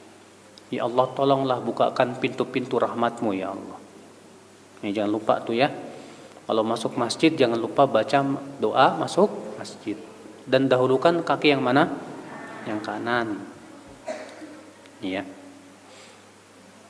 Kalau keluar masjid jangan lupa juga bersalawat dulu, kemudian kita ucapkan Allahumma inni as'aluka min fadlik. Ya Allah, aku minta kepada Engkau karunia-Mu. Masya Allah. Ya. Fumayatlubu safal awal, dan usahakan cari saf yang pertama. Muntadhiran lil jamaah da'iyan binahwi ma taqaddama min al-adhkari wal ad'iyah. Ya, sambil menunggu salat berjamaah antara adzan dan qomat kita banyakin doa. Iya. Jangan Pak, kita ini jadi orang yang selalu masbuk Pak. Sebutkan dalam hadis mazala rajul yata'akhkharu an salatil jumu'ah hatta yu'akhirahu Allahu fil jannah wa in kana min ahli au kama qala. Senantiasa seseorang terlambat salat Jumat sampai Allah akhirkan masuk surganya walaupun dia penduduk surga. Jadi jangan salahkan Pak, kalau kita masbuk terus ternyata masuk surganya juga masbuk. Ya. Kita pengen masuk surga cepat-cepat tapi pergi sholat aja lambat mulu. Bagaimana? Makanya kalau kita pengen cepat-cepat masuk surga, kita juga berusaha untuk bergegas juga ya kepada segala kebaikan, terutama sholat berjamaah itu. Iya. Faqad ra'a Anas, dan Anas juga meriwayatkan dari Nabi sallallahu alaihi wasallam bahwa beliau bersabda, "Man shallal fajr fi jama'ah, thumma qa'ada yadhkurullaha ta'ala hatta tatlu'a asy-syams, thumma shalla rak'atain, kanat lahu ka ajri hajjatin wa umratin tammah." Ya. Rasulullah bersabda, siapa yang salat subuh berjamaah, kemudian ia duduk berzikir kepada Allah sampai matahari terbit, kemudian ia salat 2 rakaat, maka ia pulang membawa pahala haji dan umroh sempurna. Walaupun memang ikhtilaf para ulama Pak tentang status hadis ini. Banyak ulama mengatakan hadisnya dhaif, sebagian mengatakan hasan. Ya, tentang keutamaan mendapat pahala haji dan umroh. Ya. Adapun tentang masalah zikir dari semenjak subuh sampai matahari terbit, itu ada riwayat-riwayat yang sahih dari Rasulullah SAW. Ya. Nah, yang jadi masalah ini sholat 2 rakaat ini 2 rakaat apa? Karena kan disebutkan di situ siapa yang berzikir kepada Allah setelah sholat subuh, kemudian apa? Berzikir sampai matahari terbit, kemudian apa? Sholat 2 rakaat. Nah, sholat 2 rakaat ini sholat 2 rakaat apa? Ikhtilaf para ulama. Pendapat yang paling sahih ia adalah sholat duha. Karena dalam riwayat Imam Ahmad demikian ya dijelaskan lafadznya, hatta yusalliyad duha, sampai ia sholat duha. Ya. Walakun wadhaif waqti arba'an. Maka tugas-tugas yang harus kita lakukan di wirid yang pertama ini 4. Doa, zikir, baca Quran, dan berfikir untuk ilmu. Wal yati bima amkanahu, dan hendaklah ia lakukan sesuai dengan yang mungkin untuknya. Wal yatafakkar fi qat'il qawati wa syughli syawaghil 'anil khair liyuaddi wadhaif yaumihi. Hendaklah di pagi hari itu dia memikirkan Apa saja yang bisa memutuskan ibadahnya, apa saja kesibukan-kesibukan yang bisa menyibukkan dia dari kebaikan, yang dia akhirnya menghalangi tugas-tugas ia di hari tersebut. Mikirin. Ya. Waliyatafakkar fi ni'amillah ta'ala liyatawaffar syukrahu. Dan hendaklah ia memikirkan tentang nikmat-nikmat Allah supaya ia bisa bersyukur kepada Allah Subhanahu wa taala.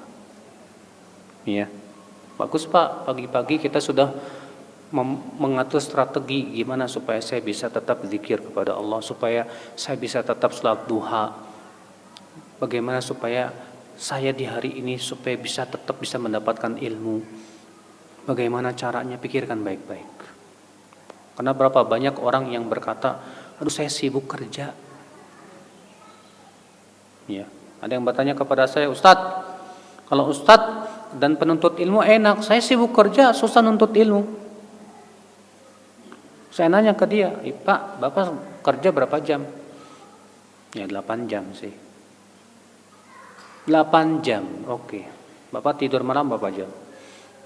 8 jam. 8 tambah 8 berapa Pak? 16 jam, oke. Sehari semalam berapa jam Pak? 24 jam. Oke, 24 kurangi 16 berapa Pak? 8 jam. Terus 8 jam sisa kemana Pak? Ya di perjalanan ngapain aja. Kalau antum di Jakarta mungkin bisa di perjalanan bisa sampai 2 jam, 3 jam macet. Selama di perjalanan tuh ngapain aja Pak? Melamun. Betapa sangat sayangnya di perjalanan sambil macet-macetan kita cuma ya nyetir doang, nggak zikir, nggak sambil mendengarkan kaset ceramah, tidak memaksimalkan waktu itu untuk apa? Ya beribadah kepada Allah Subhanahu Wa Taala. Wah rugi banget deh, ya rugi banget.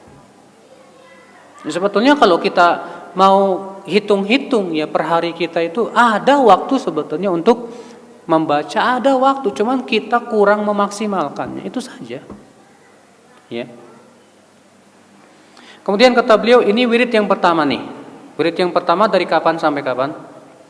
Dari terbit fajar sampai terbit matahari. Jadi tugas kita di situ apa? Selain sholat subuh, banyak berdoa dan berzikir yang sudah kita sebutkan tadi.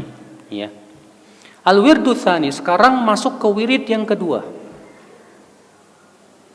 Ma baina tulu'i syams ila duha, itu antara terbit matahari sampai waktu duha. Wa dzalika bi mudhi 3 saat minan nahar, itu dengan berlalunya 3 jam dari siang. Idza furidun nahar 12 sa'ah, kalau siang itu ada 12 jam. Wa huwa rubu, ini yang seperempatnya. Wa hadha waqtun syarif, dan ini waktu yang mulia. Wa fihi wadhifatan, di waktu ini ada 2 tugas. Ihdahuma sholatu duha, yang pertama sholat duha. Ya. Tapi ingat ya, sholatnya jangan pas matahari terbit, enggak boleh. Biarkan matahari agak tinggi sedikit. Ya. Wa tsaniyah ma yata'allaq bin nas min ibadati min iyadati marid atau tashyi'i janazah atau huduri majlis ilm atau qada'i hajati muslim. Kemudian waktu yang keduanya apa? Wirid yang keduanya yang berhubungan dengan manusia. Berupa misalnya kalau ada yang sakit kita jenguk. Kalau ada yang meninggal kita iringi jenazahnya.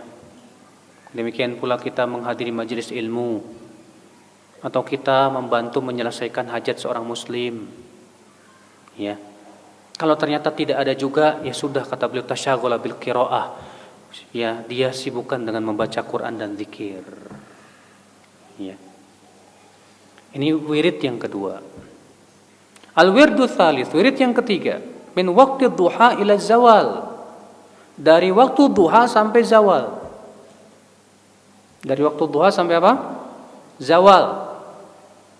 Wal wadhifah fi hadzal waqt, maka tugas kita di waktu ini ada 4 macam. Wa ziyadatu amrayn, dan ditambah 2 lagi. Ahaduhuma, yang pertama tugas kita di waktu itu apa? Al-istighal bil kasbi wal ma'ash, yaitu cari cari harta, cari nafkah, cari rezeki. Wa huduris suq, pergi ke pasar, dagang kayak apa kayak, pergi kemana? Ya, fa in kana tajiran falyatjar bisidqin wa amanah. Kalau dia pedagang, hendaknya dia berdagang penuh dengan kejujuran dan amanah. Wa in kana sahibu sun'ah, kalau dia pekerja, maka dia bekerjalah dengan penuh nasihat, yang penuh amanah. Ya. Kemudian jangan sampai ia kering dari zikir kepada Allah dalam seluruh pekerjaannya tersebut. Jadi artinya kalau antum pergi ke pasar jual beli, antum cari nafkah di saat itu, jangan lupa juga lisan kita selalu banyak apa? Berzikir. Antum kerja di kantor juga berzikir. Kecuali kalau antum berzikir malah mengurangi kesungguhan antum dalam bekerja, ya jangan kalau begitu. Karena melaksanakan pekerjaan kantor itu hukumnya wajib, Pak. Itu amanah masalahnya. Iya. Maka kita harus kita bekerja dengan kesungguhan itu sangat dicintai oleh Allah loh, Pak. Sebutkan dalam hadis bahwa Nabi SAW sabda, "Innallaha yuhibbul 'abda idza amila amalan atqanahu." Allah itu cinta kepada seorang hamba kalau dia bekerja itu profesional. Kalau dia benar-benar profesional, bagus dia dalam pekerjaannya, Allah cinta kepada dia. Tapi kalau kita terkadang ya berangkat kerjanya udah molor, pas kerjanya juga males-malesan, pulang kerjanya juga paling cepat duluan. Aduh gimana coba akan bagus seperti ini. Bagaimana Allah akan cinta kepada kita kalau kita begitu cara kerjanya, Pak? Iya, disiplin. Islam itu mengajarkan kita disiplin, profesional, sungguh-sungguh. Ya. Wathani, kemudian wirid yang kedua, jangan lupa ada qailulah. Jangan lupa ada apa? Qailulah. Apa qailulah itu, Pak? Qailulah itu kalau diterjemahkan ke bahasa Indonesia banyaknya disebutnya dengan tidur siang. Sebetulnya terjemahannya kurang tepat. Yang paling bagus itu qailulah itu istirahat siang. Kenapa? Karena qailulah itu tidak harus tidur kata para ulama. Qailulah itu yang penting kita istirahat walaupun sejenak 5 menit, 10 menit, dah kita bangun. Walaupun kita nggak tidur. Itu namanya apa? Qailulah. Ya. Dan qailulah ini, Pak, sangat ditekankan oleh Rasulullah. Sampai Rasulullah mengatakan qilu fa inna syaitan la yaqil. Istirahat sianglah karena setan itu tidak istirahat siang. Jadi upayakan kalau Bapak misalnya di kantor kerja ya, pas kemudian jam istirahat siang itu ada qailulah walaupun cuma 5 menit enggak masalah. Qailulah sebentar istirahat berbaring ya, pejamkan mata sedikit. Ya yang penting istirahat 5 menit 10 menit dah selesai. Makanya yang kata para ulama qailulah yang terbaik itu yang bagus itu tidak lebih dari 1 jam. Lebih dari itu kurang bagus. Qailulah ya. Dan subhanallah, Pak, di sebuah universitas London sana mereka meneliti sebuah penelitian tentang apa sih faidah qailulah untuk kesehatan. Ternyata mereka menemukan sesuatu yang luar biasa. Ternyata istirahat siang itu, Pak, menguatkan hafalan. Kemudian menambah umur, menurut mereka begitu. Menambah umur. Ya. Menjauhkan dari stroke dan yang lainnya. Masya Allah. Ternyata hanya agama Islam yang menganjurkan tidur istirahat siang. Masya Allah, jangan lupa tuh ya qailulah. Ya. Jangan kayak setan ya, kelayaban terus. Ya, qailulah, ada istirahat siang. Ya. Kama yu'inu sahur ala siyamin nahar fa in nama falyajtahid fil intibah qabla zawal biqadri al-istidad lis-shalah qabla dukhulil waqt. Ini sama dengan sahur bagi mereka yang mau puasa. Ya. Maka demikian pula orang yang qailulah insyaallah juga bisa membantu dia untuk tahajud. Kalau dia istirahat di waktu siangnya cukup, insyaallah di waktu malam dia bisa tahajud biiznillah. Ya. Kata beliau, wa'lam anna al-laila wan nahar 24 sa'ah. Ketahuilah, siang dan malam itu ada 24 jam. Ini di zaman Imam Ghazali sudah ada jam loh Pak. Dan beliau mengatakan ini kan buku ini ikhtisar dari kitab ya apa? Minhajul Qasidin. Minhajul Qasidin itu ikhtisar dari kitab apa? Ihya Ulumuddin. Jadi buku aslinya Ihya Ulumuddin Imam Ghazali. Kemudian dipilih-pilih lagi, ya jadilah kitab Minhajul Qasidin. Kemudian sama Ibnu Qudamah diringkas lagi, dipilih-pilih lagi. Jadi Mukhtasar Minhajul Qasidin. Masya Allah. Ya. Kata beliau, sehari semalam itu ada 24 jam. Fal-i'tidal an yanam min dzalika bithuluts. Yang paling bagus tidur dari 24 jam itu sepertiganya. Sepertiga dari 24 jam berapa? 8 jam. Beliau mengatakan bahwa tidur yang paling bagus itu ya 8 jam. Cuma masalahnya Pak, kalau kita kayak kurang Pak. 8 jam biasanya buat anak-anak. Kalau udah tua biasanya 6 jam. Ya, 7 jam udah cukup udah. Ya. Faman nama aqal min dzalik lam ya'man ittirab badani. Siapa yang tidurnya kurang dari 8 jam, tidak aman akan terjadi sesuatu di badannya kata beliau. Ya, artinya kesehatannya terganggu. Wa man nama aktsar min dzalika tarakasaluhu. Tapi kalau siapa yang tidur lebih 8 jam, biasanya banyak malesnya. Enggak bagus juga.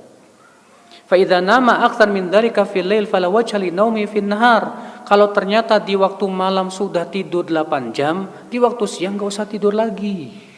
Kenapa? Udah cukup. Ya. Man naqasa minhu istawfa man naqasa fin nahar. Tapi kalau di waktu malamnya kurang tidurnya, hendaknya di waktu siang disempurnakan. Begitu kata beliau untuk bisa menjaga keseimbangan tubuh kita. Ya, Masya Allah ya. Islam itu bukan hanya mengurus masalah akhirat Pak. Masalah kesehatan badan saja diurus. Ya. Makanya Islam itu agama universal. Semua diurus dalam Islam. Kita bukan cuma mikirin bagaimana sholat, tapi juga gimana supaya kita sehat juga. Penting itu. Ya. Al-wirdur rabi, wirid yang keempat. Ma baina zawal ilal faraq min salatil dhuhr. Dari semenjak tergelincir matahari sampai selesai salat zuhur. Wa huwa aqsar awradin nahar wa afdaluha, dan ini wirid yang paling pendek tapi paling utama kata beliau. Wa yang bagilahu fi hadzal waqt idza adzana al-muadzin an yujibahu bimithli qawlihi.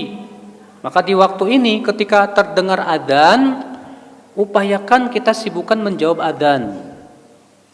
Bapak tahu tidak keutamaan menjawab adzan apa? Ya, besar Masya Allah. Kata Rasulullah, siapa yang menjawab muadzin dari hatinya langsung, maka Allah ampuni dosanya yang lalu maupun yang akan datang. Iya. Makanya Masya Allah, ya, besar pahalanya. Tsumma yaqumu fayusalli 4 rakaat. Jangan sia-siakan juga untuk sholat 4 rakaat sebelum zuhur. Ya. Wa yustahab an yutilahunna, bagusnya sih dipanjangkan kalau ternyata tidak dikhawatirkan apa? Segera qomat. Kenapa? Fa in abwabas sama tuftahina idzin, karena di waktu itu pintu-pintu langit dibuka. Ya. Tsumma yusalli adh-dhuhr wa sunnataha, kemudian ia salat zuhur dan sunnah setelahnya. Ya. Yaitu 4 rakaat juga kalau bisa. Karena untuk zuhur itu ada 3 macam Pak. 2 sebelum, 2 setelah. Yang kedua 4 sebelum, 2 setelah. Yang ketiga 4 sebelum dan 4 setelah. Dan semuanya hadisnya sahih Pak. Sebutkan dalam hadis, man hafadha ala thintai asyrata raq'ah bunya lahu baitun fil jannah. Siapa yang betul-betul menjaga 12 rakaat sehari semalam, dibangunkan untuknya rumah di surga. Itu 2 sebelum subuh, 4 sebelum zuhur, 2 setelah zuhur, 2 setelah maghrib, dan 2 setelah isya. Masya Allah. Kalau kita jaga terus itu kata Rasulullah, dibangunkan rumah di surga. Bayangin Pak. Kalau Bapak mau bangun rumah di dunia pakai apa, Pak? Nyari duit, capek. Kalau kita pengen dibangunkan rumah di surga, jaga nih, kata Rasulullah, 12 rakaat ini. Yang satu yang lain, siapa yang menjaga 4 sebelum zuhur dan 4 setelah zuhur, maka ia tidak disentuh neraka. Ini berat memang, Pak. Karena waktu zuhur ini waktu sibuk biasanya. Tapi kalau kita bisa jaga, luar biasa itu. Tapi yang paling bagus ya, kita lakukan sholat sunnah itu di mana? Di rumah, kalau bisa. Ya. Al-wirdul khamis, wirid yang kelima. Ma ba'da dzalika ila al-'asr. Itu setelah sholat zuhur sampai asar. فيستحب له في هذا الوقت الاشتغال بالذكر والصلاة وفنون الخير ومن أفضل الأعمال انتظار الصلاة بعد الصلاة. Maka disunahkan pada waktu itu sibukkan dengan zikir, sholat, demikian pula amal-amal kebaikan yang lain. Apalagi kalau dia berada di masjid sampai sholat berikutnya, itu lebih bagus lagi. Karena kan kita udah, ini menunjukkan Pak, istirahat siang itu yang bagus sebelum zuhur. Makanya dalam satu riwayat, dahulu para sahabat biasa sholat tidur siang atau istirahat siang itu qailullah sebelum zuhur, kecuali hari Jumat. Maka mereka jadikan qailulahnya setelah Jumatan. Ya. Jadi itu akal Islam. Tapi kalau misalnya kita sebelum zuhur nggak bisa qailulah, ya kita upayakan qailulahnya setelah zuhur. Ya. Kok nggak disebutin makan siang sih? Ya makan siang ya bagus lah kalau nggak puasa. Ya. Nggak disebutkan oleh beliau karena beliau ingin hanya menyebutkan tentang tugas-tugas ibadah waktu itu. Ya. Al-wirdus sadis. Kemudian wirid yang keenam. Idza dakhala waqtul asar ila an tasfarra syams. Kalau masuk waktu asar sampai matahari menguning. Walaysa fi hadzal waqt salatun siwa 4 rakaat bainal adzanain thumma furidal 'ashru thumma yatashaghal bil aqsam al arba'ah allati sabaqa dzikruha fil wirdil awwal wal afdal fi tilawatul Qur'an bit tadabbur wa tafahum. Kata beliau, di saat ini kita lakukan apa? Salat asar, tapi usahakan kita qobliyah asar 4 rakaat. Karena disebutkan dalam riwayat Abu Daud dengan sanad yang dan hadis itu hasan insyaallah, Rasulullah bersabda, rahimallahu mra'an shalla qabla al-'asri 4. Semoga Allah merahmati orang yang salat sebelum asar 4 rakaat. Jadi kalau kita salat 4 rakaat sebelum asar itu Pak didoakan oleh Rasulullah semoga dirahmati. Masya Allah. Ya. Kemudian setelah itu salat asar. Setelah itu kita sibukkan dengan zikir. Yang paling utama membaca Al-Quran. Setelah zikir pagi dan petang selesai, ya, kemudian mentadaburi dan memahami Al-Quran. Masya Allah. Ini wirid yang keenam. Al-wirdus sabis. Sekarang wirid yang ketujuh. Ini wirid siang ada berapa tadi? 7. Min isfirari syams ila an taghrub. Dari matahari menguning sampai terbenam. Wahwa waktun syarif, ini waktu yang sangat mulia. Qala Hasan al-Basri, kanu ashadda ta'ziman lil ashi min awalin nahar. Al-Hasan al-Basri mengatakan, dahulu salafus saleh lebih mengagungkan waktu sore ini dibandingkan waktu pagi. Ya, jadi menurut salafus saleh, waktu sore itu lebih utama dibandingkan waktu apa? Pagi. Fayastahabu fi hadzal waqt at-tasbih wal istighfar khassah, dan disunahkan waktu itu banyak-banyak bertasbih dan istighfar kepada Allah, banyak berzikir kepada Allah. Iya. Nah ini akhi azani Allah wa iyyakum 7 wirid di waktu siang. Saya kira cukup sampai di sini. Kita buka tanya jawab, bagi yang mau bertanya silahkan.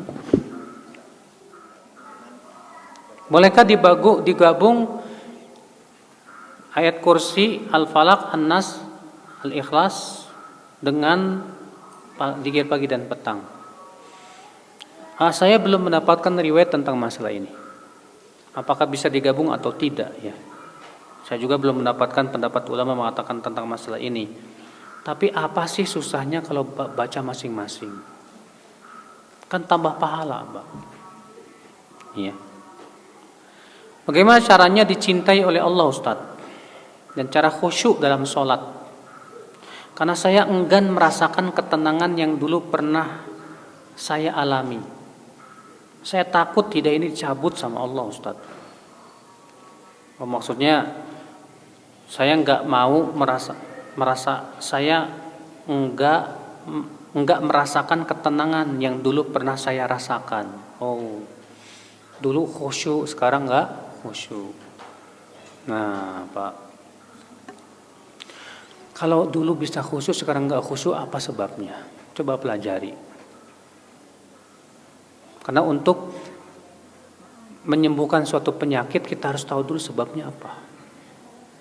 Dulu Ustadz saya bisa khusyuk dalam sholat, kenapa sebabnya?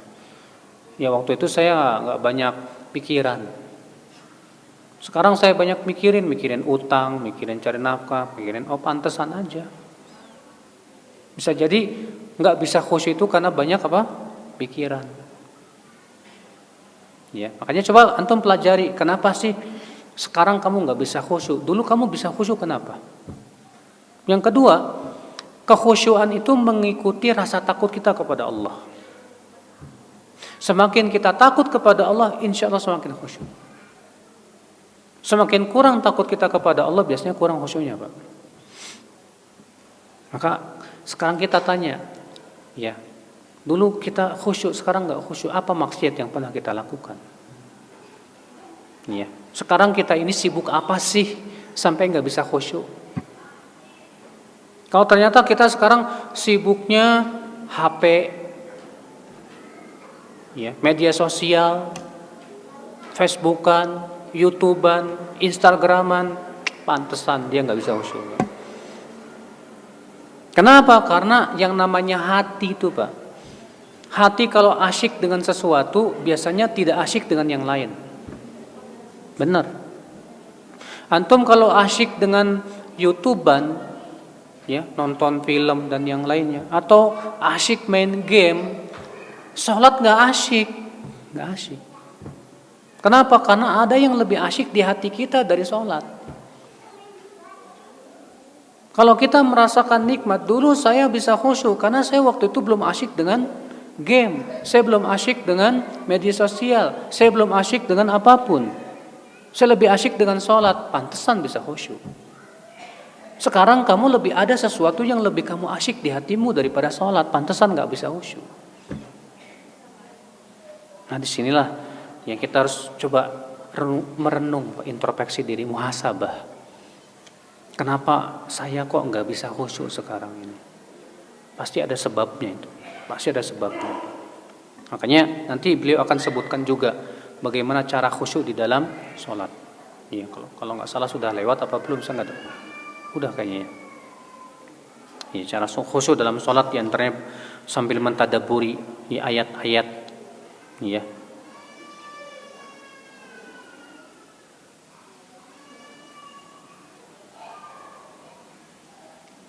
Katanya boleh bermajlis kepada siapa saja selama yang disampaikan Quran dan hadis. Rasulullah bersabda mensifati kaum Khawarij. Kata Rasulullah SAW apa Pak? Tentang orang Khawarij, yaqra'unal Qur'an. Mereka membaca Al-Quran dan bahkan menghafal Al-Quran. Yaquluna min qawli khairil bariyah. Mereka juga membawakan sabda-sabda Rasulullah SAW. Yamrukuna minad din, tapi mereka melesat dari agama. Kama yamrukus sahmu minar rabiyah, seperti melesatnya panah dari buruannya. Ternyata Rasulullah mensifati orang Khawarij itu bawa Quran, bawa hadis. Tapi subhanallah orang Khawarij Rasulullah sebutkan apa? Melesat dari agama. Yang salah ini Quran atau hadisnya atau apanya yang salah, Pak? Pasti yang salah pemahamannya. Makanya kalau ada orang berkata yang penting ustadz itu bawa Quran dan hadis, belum cukup. Kenapa? Buktinya Rasulullah mengabarkan tentang kaum Khawarij, dia bawa Quran, bawa apa? Hadis.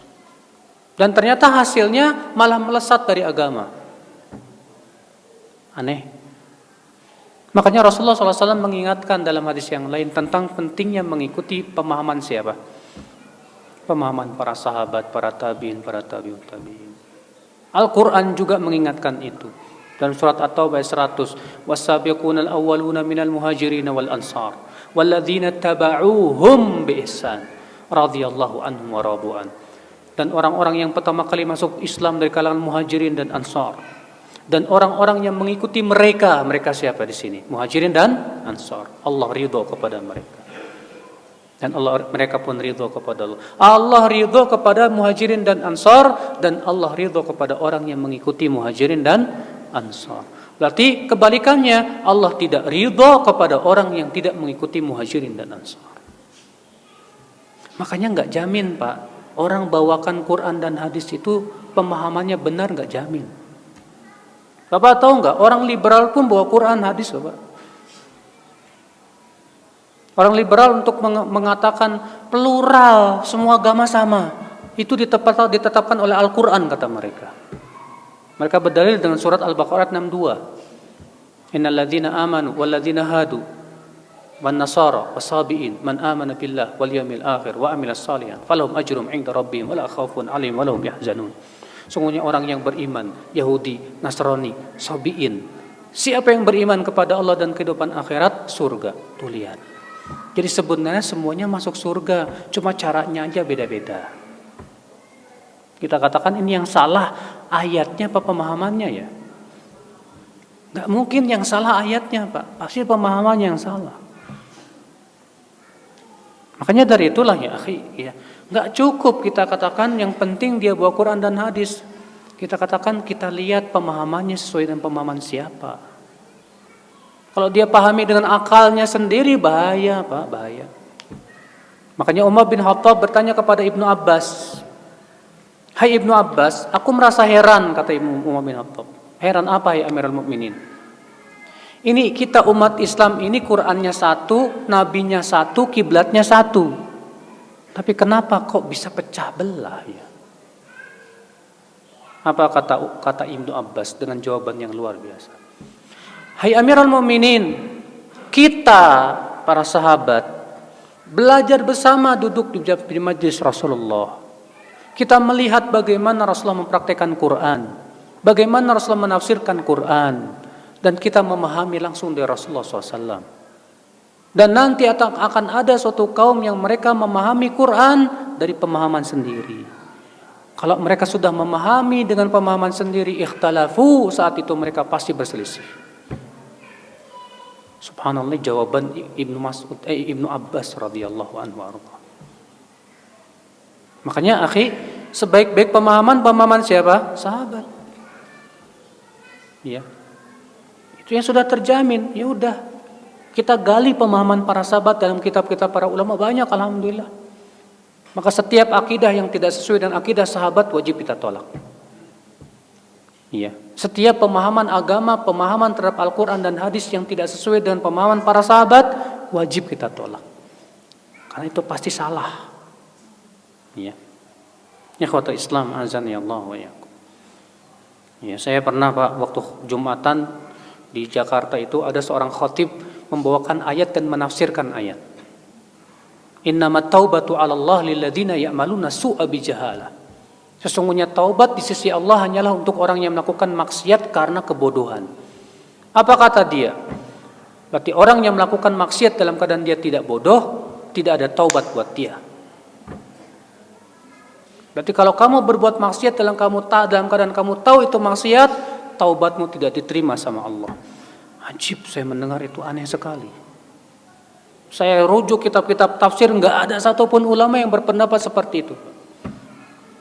Yang ada kita dapati pendapat para sahabat bahwa ayat ini masuk padanya orang yang berbuat maksiat baik tahu maupun tidak tahu. Bahkan orang yang berbuat maksiat dalam keadaan itu tahu itu maksiat, itu bodoh itu orang. Iya nggak? Bodoh nggak Pak? Bodoh. Sama seperti saya katakan kepada Bapak, di gelas itu ada racunnya, jangan diminum.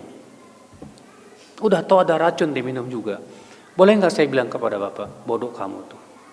Udah tahu ada cara racun, kok diminum?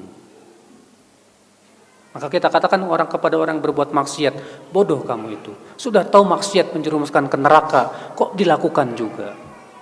Bodoh tidak, Pak? Bodoh. Nah itulah ya akhwal Islam. Jadinya ngaco. Kalau memahami dengan pemahaman sendiri ngaco jadinya. Ada lagi orang bawain hadis, man mata walaysa fi unuqi bai'ah mata mitatan jahiliyah. Siapa yang meninggal dalam keadaan tidak berbaiat, matinya bangkai jahiliyah. Akhirnya apa coba? Dia bikin kelompok, bikin imam, kemudian mengatakan apa? Siapa yang enggak mau baiat sama imam saya, matinya bangkai jahiliyah. Dan di Indonesia banyak kayak gini, Pak. Ada kelompok ini puluhan, dan masing-masing dalilnya itu lagi. Yang jadi masalah pemahamannya yang benar apa yang kayak gimana ini? Setelah kita lihat rujuk-rujuk bagaimana praktek para sahabat, para tabi'in dan para ulama, tidak seperti itu. Sebagian Al-Muhanna meriwayatkan bahwa beliau bertanya kepada Imam Ahmad bin Hanbal tentang hadis tersebut. Man mata walaysa alaihi imam. Siapa yang meninggal dalam keadaan tidak punya imam, tidak berbaiat kepada imam, matinya bangkai jahiliyah. Maksudnya apa Imam Ahmad? Apa kata Imam Ahmad? Atadrimal imam. Tahu enggak siapa yang imam yang dimaksud dalam hadis tersebut? Hu an yaqula kullu muslim hadza imam. Itu yang diakui oleh setiap muslim itu imam. Bukan hanya satu kelompok tertentu. Ini pemahamannya, Pak, yang harus kita luruskan. Makanya sekali lagi ya, enggak cukup hanya sebatas membawakan Quran dan hadis. Sampai kita lihat pemahamannya sesuai enggak dengan pemahaman salafus saleh. Iya. Banyak di antara jamaah yang melakukan sholat 4 rakaat setelah adzan subuh dengan 2 salam. Bagaimana ya Ustadz? Mungkin maksudnya dia sholat tahiyat masjid, kemudian sholat qobliyah subuh. Itu mungkin maksudnya dia. Ya. Walaupun sebetulnya kalau dia sholat 2 rakaat dengan niat sekaligus tahiyat masjid sudah cukup. Karena kata Imam Nawawi dalam kitab Syarhul Muhadzab, bahwa sholat tahiyat masjid itu bisa gugur dengan sholat apapun juga. Kenapa? Karena kata beliau, Nabi hanya memutlakan apabila salah seorang dari kalian masuk masjid, janganlah ia duduk sampai sholat 2 rakaat apapun juga sudah mewakili, kata beliau. Kalau kita masuk masjid langsung sholat qobliyah subuh sudah cukup. Kalau kita masuk masjid langsung sholat fardu, misalnya karena kita masuk masjid orang lagi sholat fardu, sudah cukup. Iya. Nah itu. Tapi kalau dia mau pistah, saya mau qobliyah subuh dulu, mau tahiyat masjid dulu, kemudian setelah itu salat subuh, nggak apa-apa. Silahkan. Kapan kita berdoa mengangkat tangan dan tidak mengangkat tangan? Pak, doa-doa yang itu sama dengan zikir, baiknya tidak mengangkat tangan. Contoh misalnya doa mau jima, nggak ada satupun riwayat Nabi mengajarkan mengangkat tangan. Ayo neng kita mengangkat tangan dulu. Allahumma jannibna syaiton wa jannibi syaiton ma razaqtana. Nggak ada. Doa masuk WC, nggak ada. Rasulullah mengajarkan mengangkat tangan. Allahumma inni a'udzubika minal khubuthi wal khaba'ith, sambil ngangkat tangan sambil masuk WC. Demikian pula sama ya setelah wudu, setelah adzan, ya itu semua tidak ada satupun riwayat Rasulullah mengangkat tangan. Bagaimana menumbuhkan gemar membaca? Oh, ini pertanyaan bagus banget nih, Pak. Karena orang Indonesia ini paling malas baca. Kita ini banyaknya senangnya instan. Sampai makanan juga instan, mie instan, ini instan, semuanya maunya instan. Sampai nuntut ilmu pun maunya instan, gitu. Nggak ada semangat membaca. Baca satu halamannya udah ngantuk. Ya. Sampai pedagang buku ngeluh, aduh sekarang jualan buku payah nih katanya. Iya, karena memang semangat membaca kita itu sangat kurang. Lihat Pak, orang Jepang itu Pak, semangat bacanya luar biasa Pak. Padahal mereka notabene-nya bukan muslim loh, Pak. Saya diceritakan teman-teman saya, mereka itu kalau di kereta itu mereka tidak menyanyiakan waktu mereka. Ada yang baca koran, ada yang baca majalah, pokoknya baca aja. Sementara kita lihat sini, lihat sana, lihat sana. Coba bayangkan kalau alangkah lebih bagusnya kalau baca buku, Masya Allah. Nah, caranya gimana supaya gemar membaca? Pertama harus menumbuhkan dulu rasa cinta kepada ilmu. Karena gemar itu tanda cinta, Pak. Kalau kita tidak ada rasa cinta kepada ilmu, saya yakin kita tidak akan gemar membaca. Ya. Yang kedua, kita harus punya strategi dan punya target. Antum lihat buku berapa halaman? Biasanya buku yang antum beli ini ada sekitar 300 halaman. Sehari antum mampu baca berapa halaman? Misalnya saya sehari mampunya 10 halaman. 300 bagi 10 berapa, Pak? 30, berarti target saya habiskan buku ini dalam 30 hari. Upayakan setiap hari kita disiplin 10 halaman. Yang kedua, kita harus biasakan.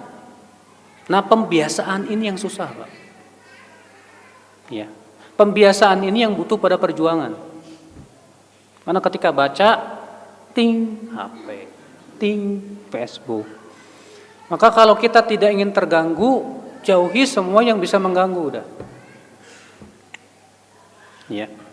Kalau antum sudah terbiasa sehari 10 halaman, sehari dan mulai antum rasa cinta dan rasa suka itu muncul. Antum akan minta lebih dari itu. Wallah. Kemudian yang kedua, cari buku yang memang antum merasa senang untuk bacanya. Adapun buku-buku yang berat, upayakan itu di majlis taklim, dibahas oleh ustadz.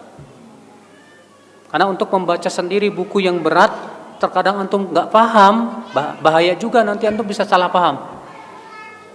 Maka untuk buku-buku yang berat seperti buku hadis, Sahih Bukhari dan yang lainnya, yang lebih asan sih kita duduk sama ustadz yang menjelaskan.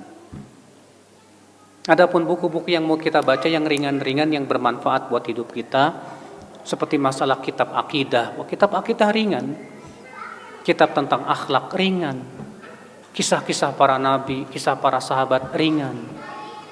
Ya. Nah, yang penting kita berusaha untuk menumbuhkan dulu ya rasa senang membaca itu, Pak. Ya, tumbuhkan gemar membaca ini penting banget, Pak. Penting sekali. Bagaimana hukumnya datang ke psikolog? Nggak apa-apa. Kalau memang ternyata si psikologi itu tidak memberikan hal-hal yang bertabrakan dengan Islam. Ya, kalau psikologi ini ya dengan melihat bagaimana psikologi orang ini begini, oh bagusnya begini, kemudian diberikan solusi itu tidak bertabrakan dengan syariat Allah, ya tidak bertabrakan dengan ajaran Islam, maka boleh. Adapun kalau diberikan solusinya bertabrakan dengan ajaran Islam, jangan. Ya. Wallahu a'lam. Semoga yang saya sampaikan bermanfaat. Subhanakallah bihamdik, asyhadu an la ilaha illa anta, astaghfiruka wa atubu ilaik. Wassalamualaikum warahmatullahi wabarakatuh.